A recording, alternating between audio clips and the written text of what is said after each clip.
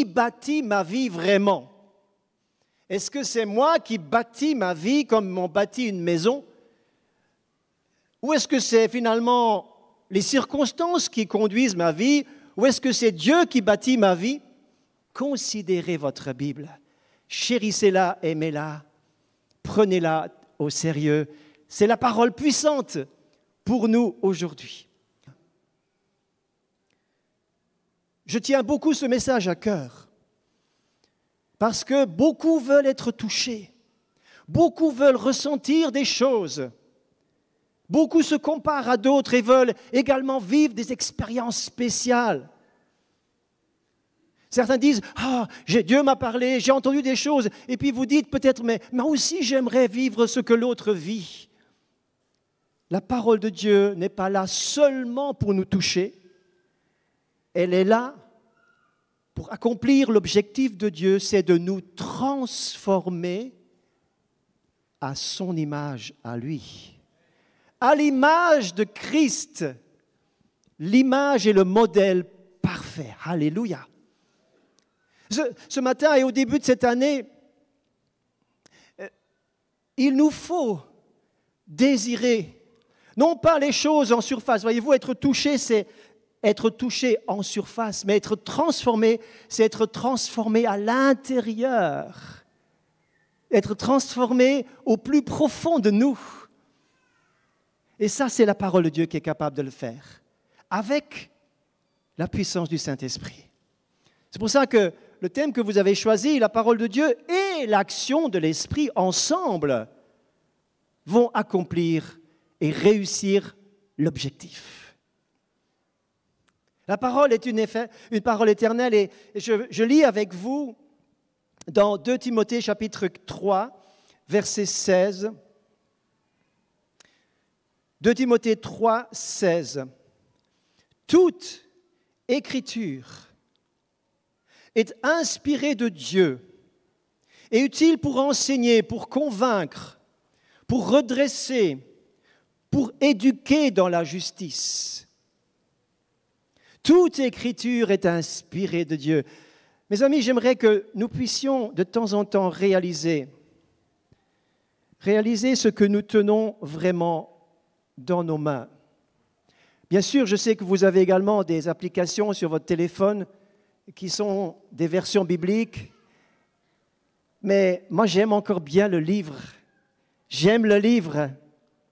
Dans mon bureau, j'ai une Bible qui est 4 fois plus épaisse que celle-ci et qui est aussi, dans son volume, aussi grand que ce pupitre. C'est une Bible version Osterwald de 1744, avec du vieux papier qui date des premières imprimeries qui ont été en Suisse. Et j'aime le livre parce que quand je pense à quel prix la Bible nous est parvenue, quand je pense au prix de la parole de Dieu, quand je pense qu'aujourd'hui, elle est interdite dans de nombreux pays dans ce monde, quand je pense que des gens payent de leur vie, ont été emprisonnés, ont été torturés, ont été bannis de la société, ont été privés de privilèges parce que simplement ils avaient une Bible. Simplement ils avaient une Bible. Genève est une ville de refuge. Je parle Genève au XVIe siècle, également au XVIIe siècle.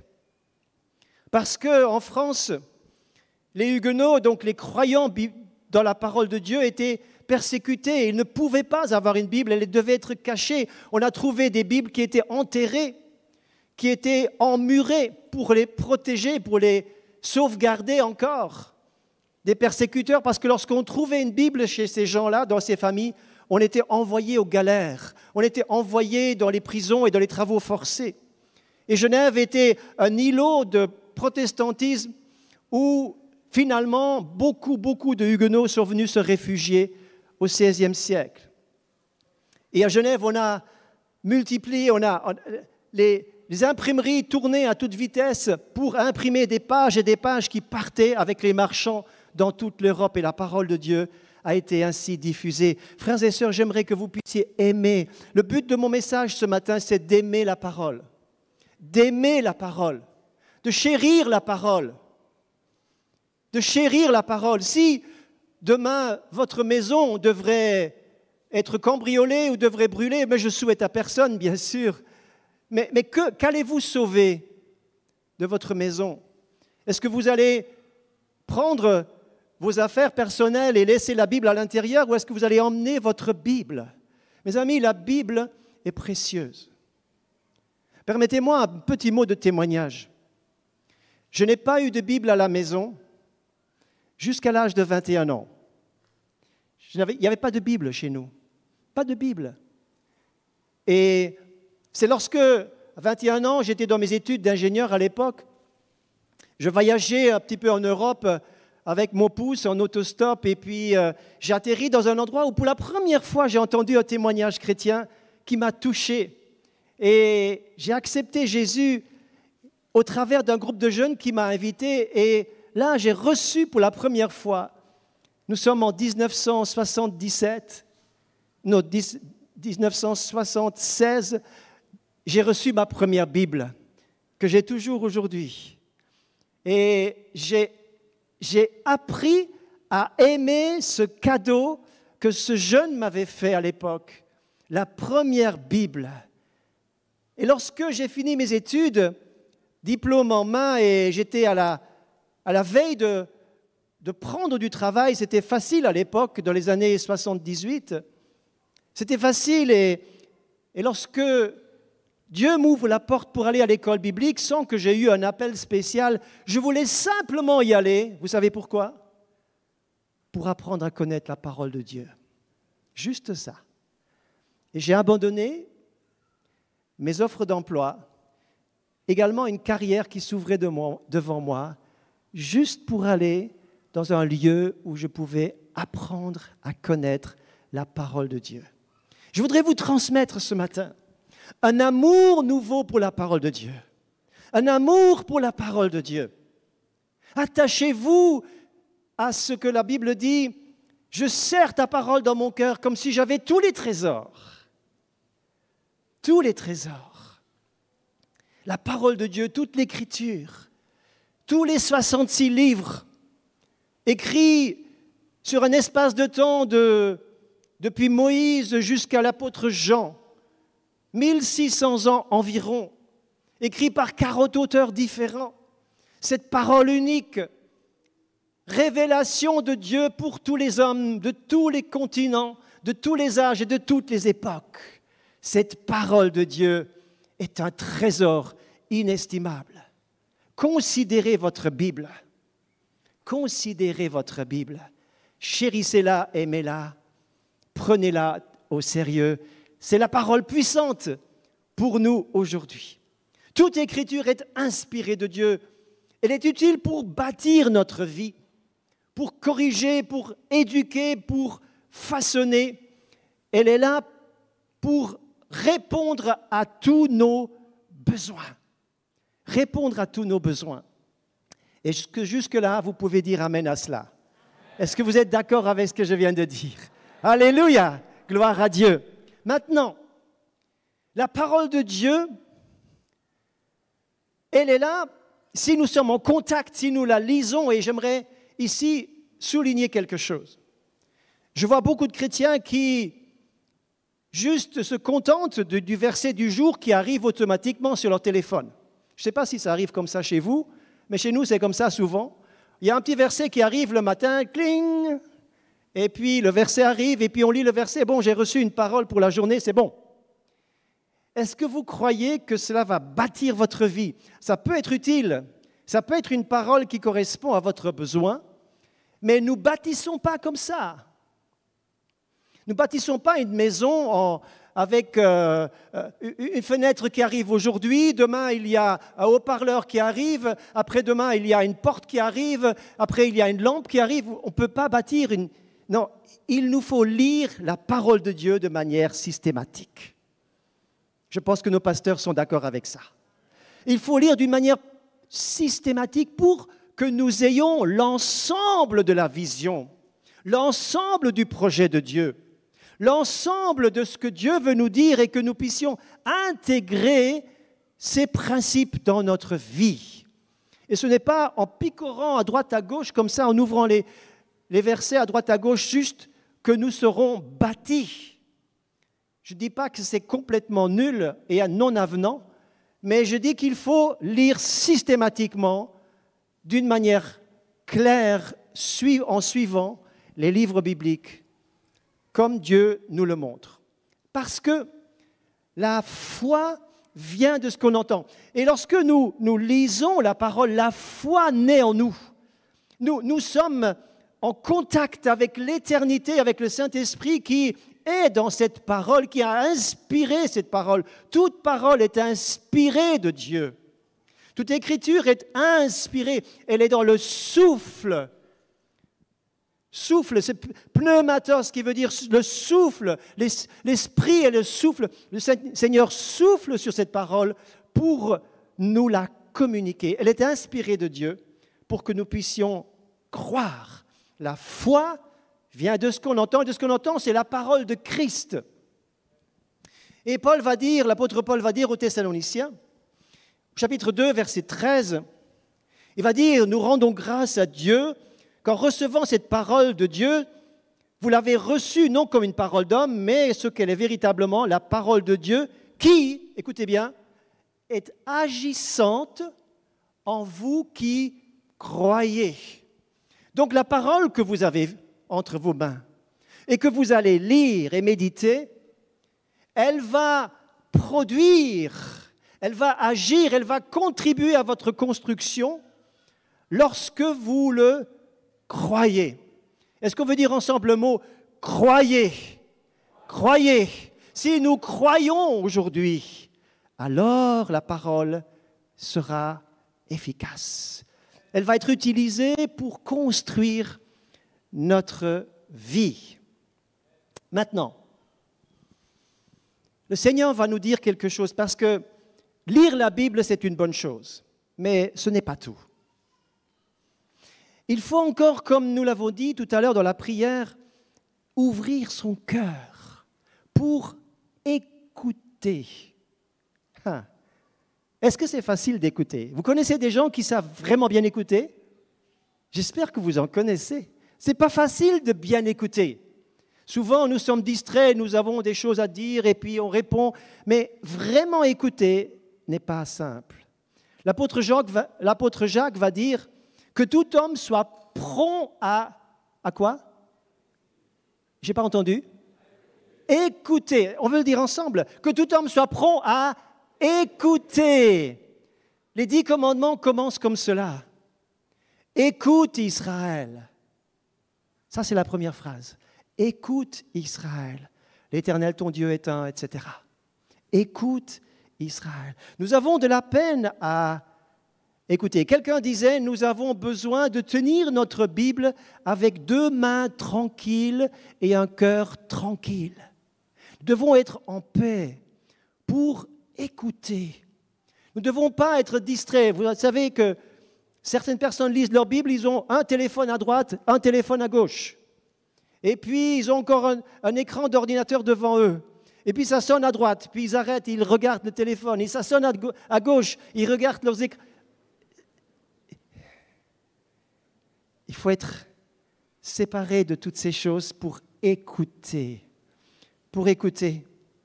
Et enlever tous les bruits nombreux de cette ville. Alors, nous sommes dans des grandes villes où les bruits sont nombreux. Et parfois, il est bon d'être un peu à la campagne où c'est plus calme. Faire un peu des vacances à la campagne pour être un peu tranquille, pour mieux entendre. Celui qui écoute, mes amis, ne doit pas être pressé. Parce que nous sommes aujourd'hui un peu dans la dictature de l'instantané. Vous savez ce que je veux dire par là ? La dictature de l'instantané. Il faut que ça arrive. J'ai envoyé un message, il faut que le message arrive. J'ai envoyé un mail, il faut que le retour vienne. Pourquoi la connexion est trop lente aujourd'hui ? Nous sommes dans une dictature de l'instantané. Il faut que ça se passe. Mais Dieu n'agit pas comme ça. Dieu a tout son temps. Dieu a son temps. Lorsque Dieu va inviter Moïse sur la montagne du Sinaï, est-ce que Dieu lui a tout de suite donné les 2 tables de la loi? Non, non, non. Est-ce que Dieu lui a parlé tout de suite? Non, non, lisez votre texte.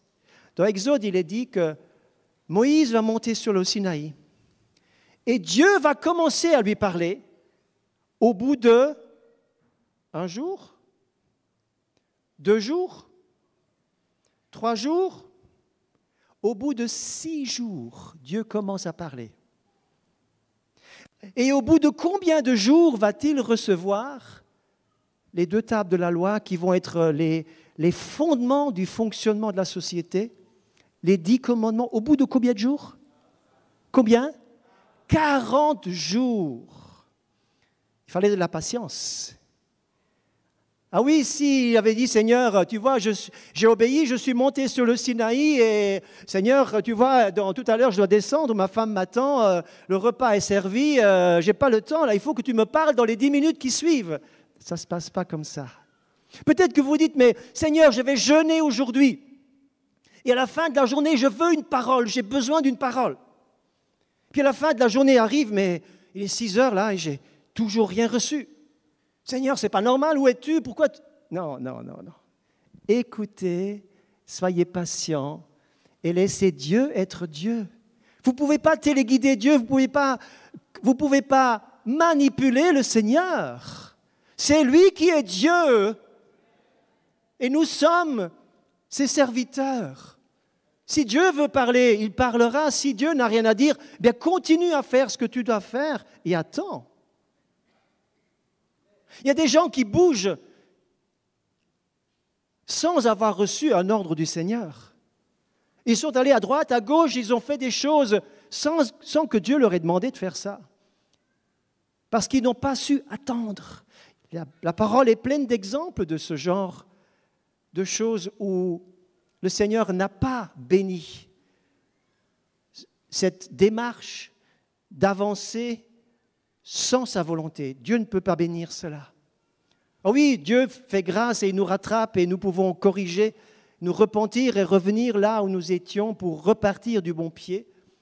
Mais le Seigneur voudrait que nous apprenions à parler, à écouter.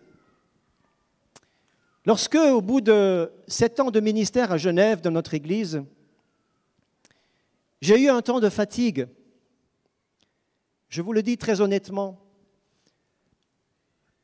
L'Église marchait bien, mais il y avait des situations de tension qui persistaient depuis quelques années déjà. Et vous savez, lorsque vous êtes dans une situation de tension, de pression, qui ne part pas, cela vous fatigue. Et j'ai dit, Seigneur, si ces personnes qui occasionnent cette pression et cette usure et cette fatigue, s'ils ne partent pas, je vais partir. Et je l'avais même dit à mon comité, au conseil. Et lorsque le temps est arrivé, où j'avais dit qu'à ce moment-là, je partirais, si eux ne partent pas, lorsque ce temps est arrivé, je me suis remis à écouter Dieu quand même. Et j'ai dit, Seigneur, je t'apporte ma décision. Parle-moi encore.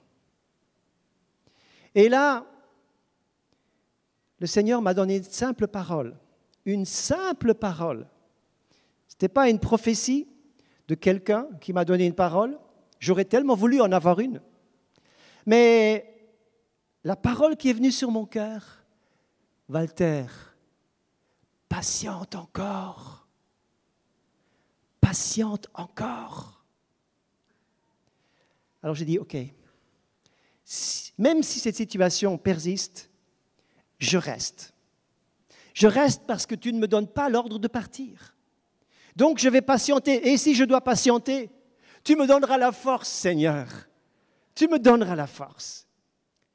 Et vous savez, peu de temps après, le Seigneur a ôté 3 situations qui me pesaient en même temps. En même temps, les 3 situations compliquées qui m'avaient fatigué ont disparu sans que j'aie eu besoin de lever le petit doigt. sans que j'ai eu besoin d'agir de moi-même. J'ai simplement obéi à la parole, patiente encore. Alléluia! Le Seigneur est fidèle lorsque nous écoutons vraiment. Permettez-moi de vous raconter une autre histoire. Vous aimez les histoires? Ok. Dans le groupe de jeunes, il y avait une jeune fille qui avait vécu une année difficile. Vraiment difficile. On n'arrivait pas à l'aider. Elle avait le moral en bas. Elle était vraiment désemparée, en difficulté. Elle avait dit, Seigneur, il faut que tu me parles et que tu me libères d'ici la fin de l'année. C'était donc il y a des années en arrière. Et le temps passait, les mois passaient, l'automne arrivait, l'hiver arrivait, et toujours pas de changement. Et tout le monde priait pour elle. Tous les jeunes priaient pour elle. Et voilà que nous étions arrivés le 31 décembre de l'année. Et les jeunes étaient partis dans un camp de fin d'année à la montagne. Et là, dans cette dernière journée de l'année, les jeunes se réjouissaient, ils étaient en train de jouer. Mais il y avait un moment spirituel qui était prévu entre 11h30 et minuit, juste pour passer le cap de la nouvelle année. Et cette jeune fille était là, dans le camp, et elle était toujours dans cette tristesse, dans cet abattement, et surtout, elle en voulait au Seigneur, disait, Seigneur, pourtant, je t'avais demandé que tu me libères d'ici la fin de l'année. Et rien ne s'est passé, je suis déçu. Et là, lorsque le Saint-Esprit agit, c'est magnifique. Et dans ce dernier quart d'heure de l'année, les dernières 15 minutes avant minuit, le miracle s'est passé. Alléluia! 15 minutes avant minuit.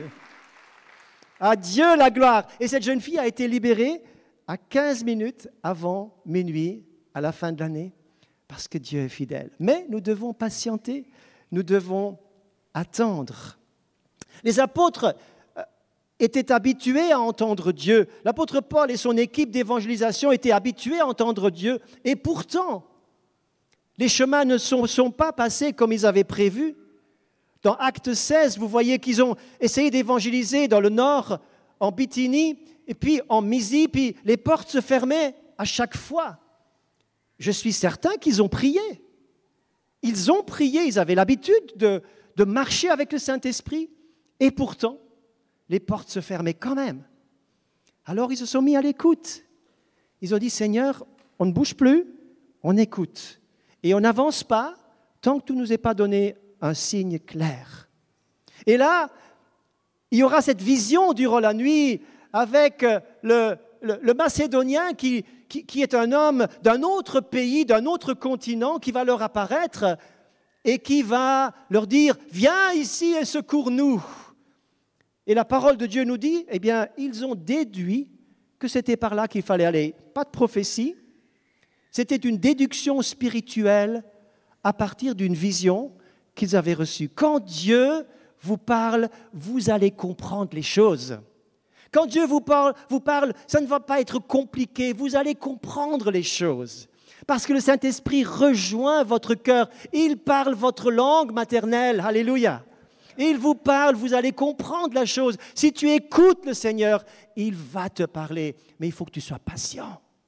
Il faut que tu écoutes encore. Ne bouge pas par impatience.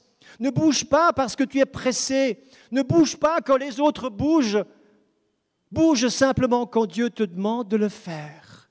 Et si tu n'as pas la paix, parce que la paix est une indication très importante, si tu n'as pas la paix, ne bouge pas. Ne t'engage pas sur un chemin où tu n'as pas la paix en Christ. Je vais plus loin. Donc mon premier point, c'est écouter. On va le redire encore une fois ensemble pour bien l'intégrer. Écoutez. Deuxième point, la parole de Dieu pour bâtir ma vie. La parole de Dieu pour bâtir ma vie doit être une parole qui me nourrit, qui me nourrit. Jésus dit, l'homme ne vivra pas de pain seulement, mais de toute parole qui sort de la bouche de Dieu. Tout comme Israël devait ramasser la manne tous les jours, nous devons nous nourrir de la parole tous les jours. Car les disciples vont aller vers Jésus et Jésus va prêcher aux foules et Jésus va dire « Je suis le pain de Dieu descendu du ciel ». Et les disciples disent « Mais Seigneur, donne-nous toujours ce pain ».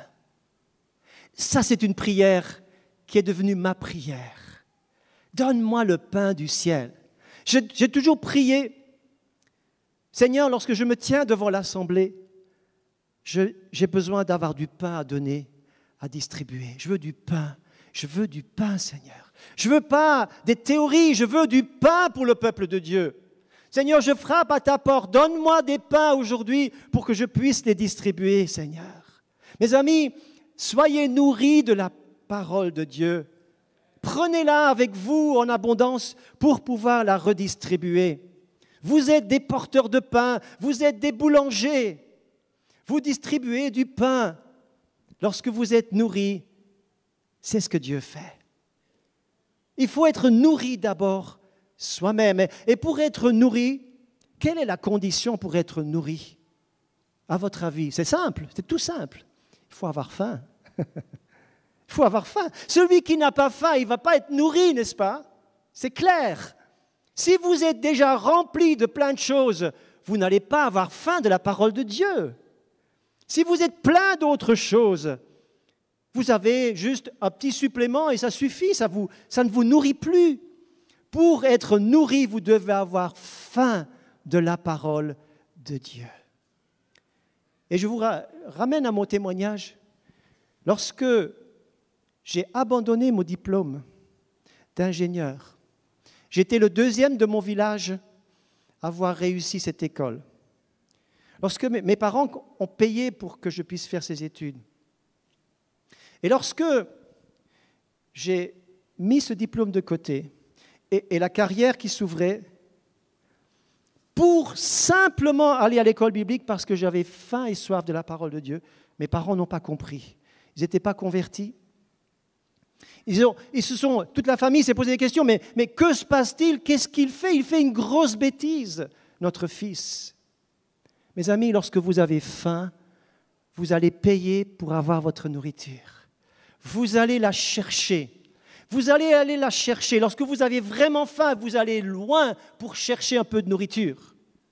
Celui qui n'a pas faim, vous pouvez lui présenter tous les plats possibles, il ne va même pas regarder.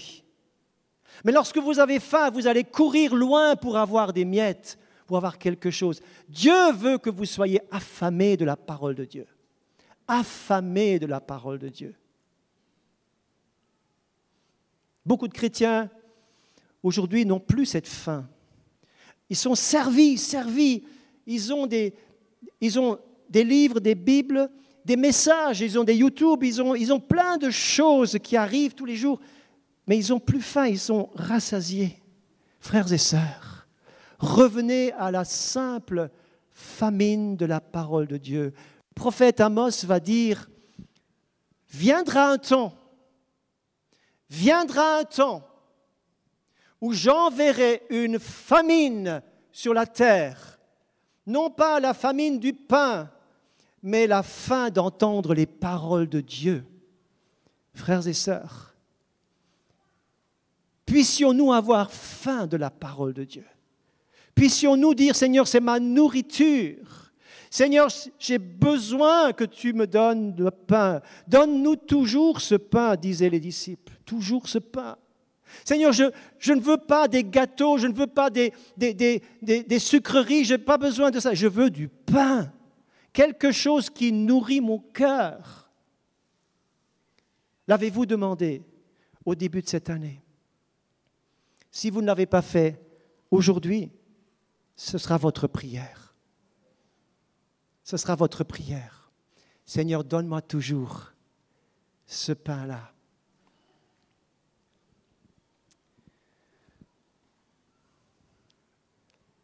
Encore une histoire? Vous voulez encore entendre une histoire? Alors voilà. C'est une histoire personnelle. Lorsque nous attendions notre premier enfant, nous étions missionnaires sur une île dans la Méditerranée. Et tout s'est bien passé jusqu'au 6e mois. Au 6e mois, ma femme a eu des problèmes. Elle a été hospitalisée. Au bout d'une semaine d'hospitalisation, le problème ne s'est pas résolu. Alors le médecin m'a demandé de venir dans son cabinet. Vous savez, lorsque le médecin demande au mari de venir, c'est qu'il y a quelque chose. Donc, il m'a dit, écoutez, nous n'arrivons pas à résoudre le problème. Nous devons envoyer votre femme par avion sanitaire sur le continent. Et dans mon cœur, je me dis, mais non, le Seigneur ne va pas permettre ça. Nous sommes ici tout seuls. Nos parents ne sont pas là, personne n'est là, et nous sommes dans une petite communauté. Et voilà que nous avons ce problème. Le Seigneur ne va pas permettre ça. Le jour suivant, à 7 heures du matin, le téléphone sonne. Le téléphone sonne et « Monsieur, descendez tout de suite, votre femme est évacuée maintenant. » Et donc, mon travail, j'ai tout laissé tomber. Je n'ai même pas eu le temps d'aller chercher ma trousse de toilette, rien. Et avec ma petite voiture, j'ai suivi l'ambulance jusqu'à l'aéroport.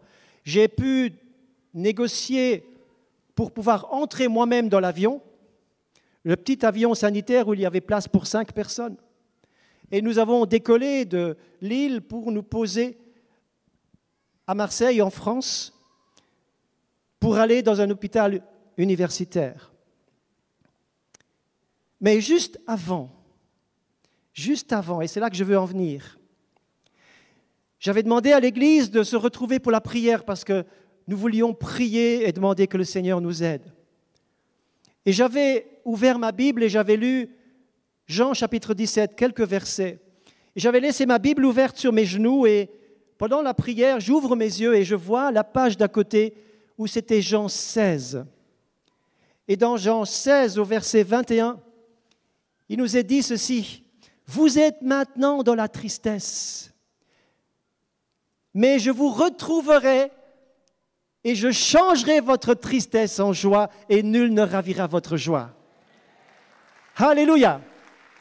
Et cette parole que je n'avais même pas cherchée, elle est venue vers moi dans ma situation. Elle a été vraiment une nourriture dans ma situation qui m'a permis de supporter les jours qui ont suivi.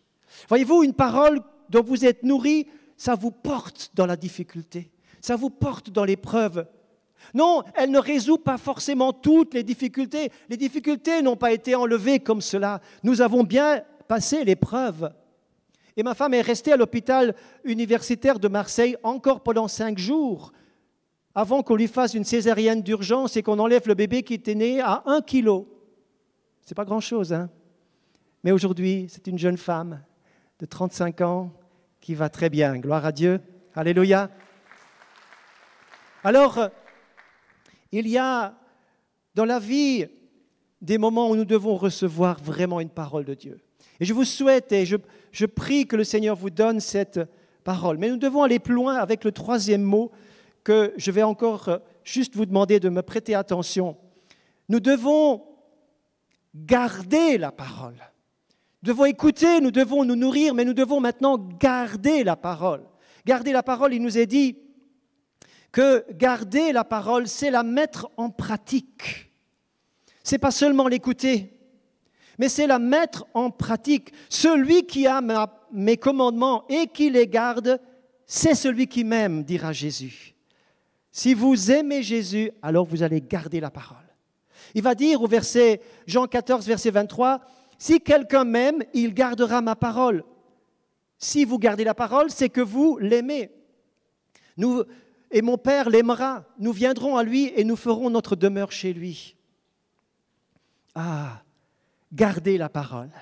Garder la parole veut dire j'aime Jésus. J'aime Jésus, c'est pourquoi je garde sa parole. Est-ce que vous le dites avec moi? J'aime Jésus, c'est pourquoi je garde sa parole. Encore une fois, j'aime Jésus, c'est pourquoi je garde sa parole. Je garde sa parole. La présence de Dieu, l'amour de Dieu est vraiment fondamental dans toute Église. Et puis il nous est dit encore ceci dans 1 Jean, chapitre 2, verset 14. 1 Jean 2, 14. Je vous ai écrit, va dire l'apôtre Jean, jeunes gens, parce que vous êtes forts, parce que la parole de Dieu demeure en vous. Demeure en vous. Parce que vous avez gardé la parole. Parce que vous êtes nourris de la parole. Parce que vous avez reçu la parole. Alors, vous êtes forts. Pour bâtir notre vie en 2022, nous avons besoin de force. Et pour être forts, nous devons garder la parole de Dieu. Et puis, il nous est dit encore, et Jésus va toujours dire les choses dans le même sens, mais avec des images différentes. Il va dire ceci, si tu veux bâtir ta vie comme on bâtit une maison, il faut qu'il y ait le fondement dans ta maison. Et Jésus veut raconter la parabole des deux maisons. L'une est bâtie sur le sable, l'autre est bâtie sur le rocher. Et il nous est dit que l'épreuve va toucher les deux maisons. Mais l'une va rester debout par le fait qu'elle a un fondement. Et Jésus va dire dans Luc chapitre 7, au verset 46 jusqu'à 49, il va dire que le fondement, écoutez bien, le fondement, c'est ceux qui ont la parole et qui la mettent en pratique, qui la gardent. J'ai remarqué une chose, beaucoup de gens savent la parole, mais ça ne leur plaît pas du tout de la mettre en pratique. Ils n'ont pas du tout envie de l'appliquer. Ils savent très bien où est la volonté de Dieu. Même s'ils savent très bien où est la volonté de Dieu, ils veulent quand même une prophétie. Ils veulent quand même que quelqu'un leur dise la vérité, alors qu'ils l'ont, ils la savent. Le problème, c'est qu'ils n'ont pas envie de la mettre en pratique. Ça ne leur plaît pas. Ils n'ont pas envie de se conformer à la volonté de Dieu. C'est pourquoi leur maison sera renversée le jour de l'épreuve, le jour qui va venir. Leur maison ne tiendra pas. Si tu veux bâtir, mon frère, ma sœur, si tu veux bâtir solidement, il te faut le fondement qui signifie « je mets la parole de Dieu en pratique ». J'obéis à la parole, je la prends au sérieux, je demeure dans la parole, je suis fort parce que je la garde. Alléluia. Gardons la parole de Dieu et mettons-la en pratique pour que notre vie réussisse. Je termine maintenant ce message. Comment bâtir notre vie avec l'application de la parole de Dieu? Jusqu'à présent, nous avons vu qu'il faut écouter, il faut se nourrir, il faut garder, il faut mettre en pratique. Ça, c'est notre responsabilité. Maintenant, il y a autre chose qui est absolument indispensable pour que ça fonctionne vraiment. C'est l'action du Saint-Esprit. L'action du Saint-Esprit. Donc, nous avons fait notre part. Maintenant, Dieu fait sa part. Déjà, dans la Genèse, au chapitre 1, nous voyons que dans le tohu-bohu du monde, dans le chaos du monde d'origine, le monde était informe et vide et il nous est dit quoi? L'Esprit de Dieu était à l'œuvre. L'Esprit de Dieu se mouvait sur les eaux. Ça, c'est tout au début de la Genèse. Mais pendant des jours, des semaines, des siècles, des millénaires, je ne sais pas, le Saint-Esprit était là, mais rien ne bougeait. Rien ne bougeait.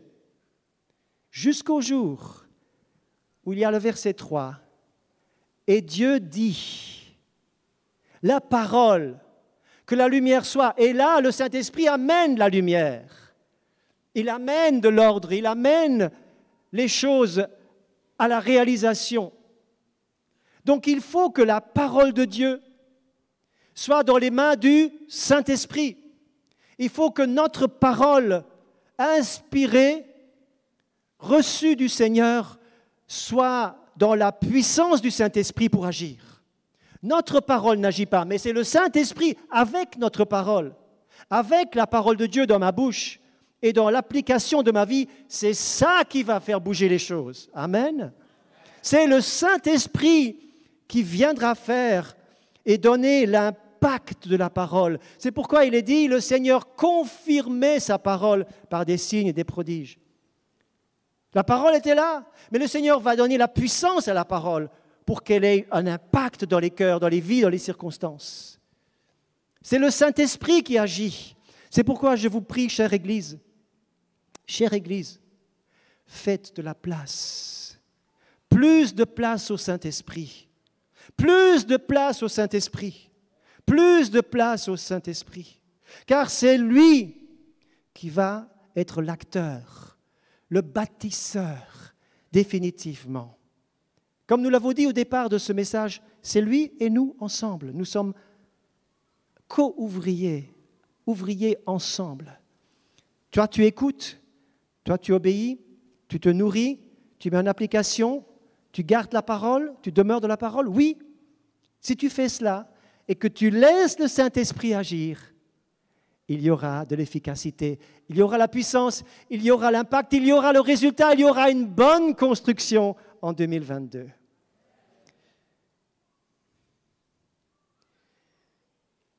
Dans Ézéchiel, c'est le mot de la fin, Ézéchiel 37. Nous voyons dans Ézéchiel 37 une situation catastrophique. Ézéchiel voit un cimetière d'ossements desséchés. Il n'y a absolument pas un soupçon de vie dans ce qu'il voit. Tout est désordonné, il n'y a absolument aucune construction. C'est comme une maison qui a explosé. C'est comme un corps qui n'est plus un corps. Et le Seigneur va poser la question à Ézéchiel, « Crois-tu que ces ossements peuvent revivre ?» Ézéchiel, très honnêtement, va dire, « Seigneur, c'est toi qui le sais, moi je ne sais pas. » Et puis, le déclic va venir. Lorsque vous lirez dans Ézéchiel 37, au verset, je vais juste le regarder avec vous, lorsque vous lirez le verset 9, lorsque le Seigneur va dire, Ézéchiel, prophétise et parle à l'Esprit. Tu diras à l'Esprit, ainsi parle le Seigneur éternel, Esprit vient des quatre vents, souffle sur ces morts et qu'ils vivent. Je prophétisais selon l'ordre qu'il m'avait donné et l'Esprit vint en eux et ils reprirent vie et se terrent sur leurs pieds. C'était une très très grande armée. Alléluia. Ça, c'est l'action du Saint-Esprit. Lorsque le Saint-Esprit vient dans la parole et avec la parole, Dieu aurait pu faire le travail lui-même, mais il fallait que l'Esprit de Dieu passe par la bouche d'Ézéchiel le prophète. C'est pourquoi vous devez appliquer la parole. Pas n'importe quelle parole, une parole reçue, entendue pour vous, une parole reçue comme un trésor, reçue comme une nourriture, une parole que vous chérissez, une parole que vous gardez, une parole dans laquelle vous demeurez. Mais lorsque vous allez la dire, elle va vous construire. Comme moi, cette parole que j'avais reçue dans Jean 16, elle m'a porté dans l'épreuve, elle m'a béni, elle m'a fortifié. Vous recevrez quelque chose qui va donner la vie. Alléluia. Le Seigneur bâtit votre vie afin que vous soyez vivants, afin que tout ce qui est mort puisse ressusciter, afin que tout ce qui ne marche plus fonctionne. C'est par la puissance du Saint-Esprit que ça va marcher. Au nom de Jésus, Amen. Alléluia. Alléluia. Le Saint-Esprit est à l'œuvre. Et c'est lui qui va faire réussir votre année 2022 par la parole de Dieu et par l'Esprit de Dieu ensemble. Faites de la place au Saint-Esprit, aimez la parole de Dieu et tout ira bien. Amen.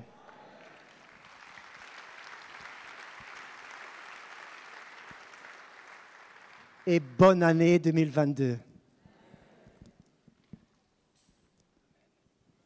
Difficile est le chemin qui mène au paradis.